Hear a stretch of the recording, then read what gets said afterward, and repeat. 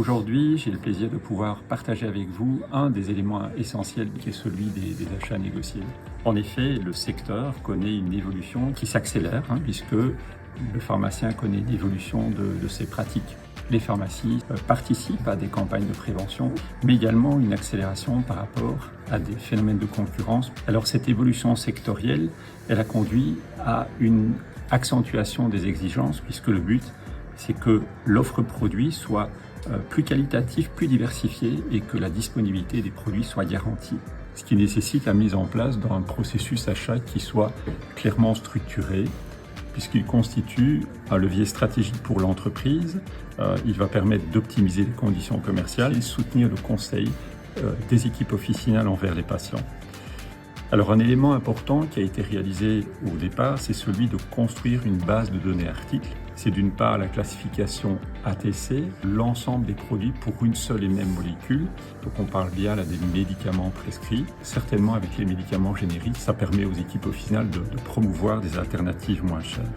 Un deuxième croisement s'est effectué avec une classification qu'on appelle une classification IMS, des données qui reprennent l'ensemble des produits de conseil OTC et ou de parapharmacie. Une fois que cette base de données a été construite, Familia réalise alors les négociations achats en tant que telles et pour ce faire, elle a rejoint un groupement d'intérêt économique qui associe 6 sociétés différentes. Alors être associé avec ces sociétés, ça permet d'avoir un groupe plus fort pour mener des négociations plus serrées. Une fois que les négociations sont réalisées au sein du groupement d'achat et du PCPF, on va croiser ces données avec la base article dont je vous ai parlé tout à l'heure et en collaboration avec le marketing, pouvoir vraiment croiser les données entre ce qui aura été négocié au niveau du groupement d'achat et les ventes qui sont réalisées au niveau de nos officines. À cet égard, de souligner qu'on a des interactions régulières avec les équipes qui nous remontent des idées. Le croisé des données va aussi permettre de valider le positionnement des produits de façon à ce que l'offre produit soit claire et lisible pour les patients. En parallèle de la négociation achat, la réalité de notre dépôt logistique, c'est que nous avons 2 grandes catégories. La première catégorie sont les médicaments prescrits, qui sont vendus uniquement en pharmacie, qui représentent 65% de notre volume. Les 35 derniers pourcents sont les produits qui sont en vente libre, que vous pouvez retrouver dans d'autres points de vente. Nous commandons auprès de 400 fournisseurs l'ensemble de ces produits, qui représentent environ 12 000 références disponibles ici au niveau de notre dépôt.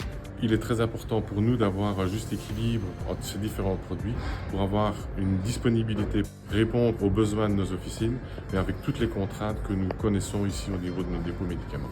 Nous réalisons chaque mois 1000 commandes environ.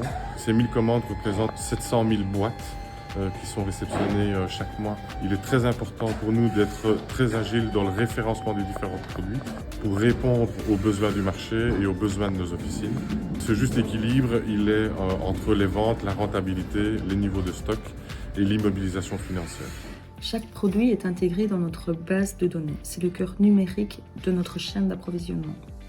Cette base contient les caractéristiques logistiques de nos produits, les conditions d'achat, les prix et les règles de gestion. En plus des 12 000 articles qui sont stockés dans notre dépôt, nous avons 2 autres types de produits.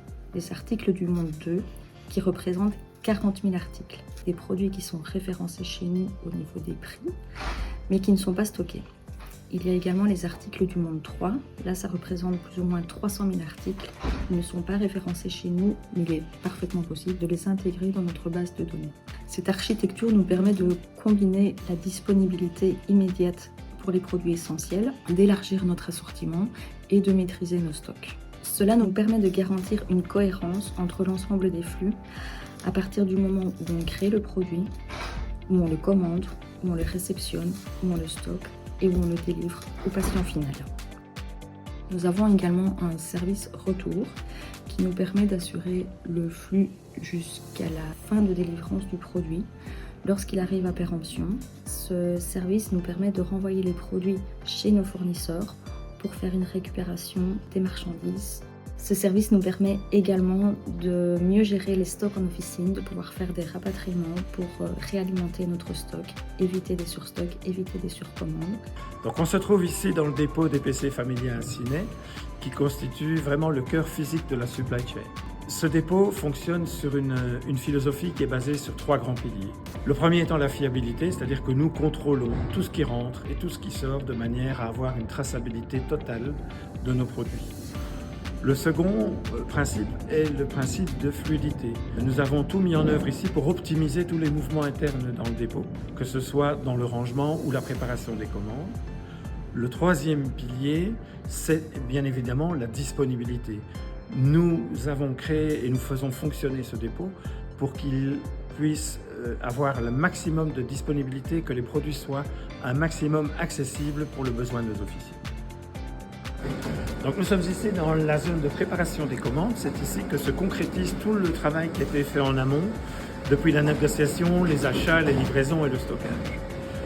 Notre organisation est faite pour assurer la livraison de chaque officine d'une commande d'un très haut niveau de qualité, que ce soit au niveau du contenu des bacs que du suivi des dates de péremption.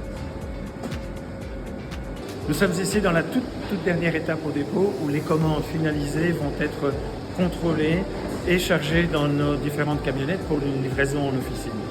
C'est ici que se termine notre travail au dépôt et je vous dis donc à bientôt pour la prochaine escale.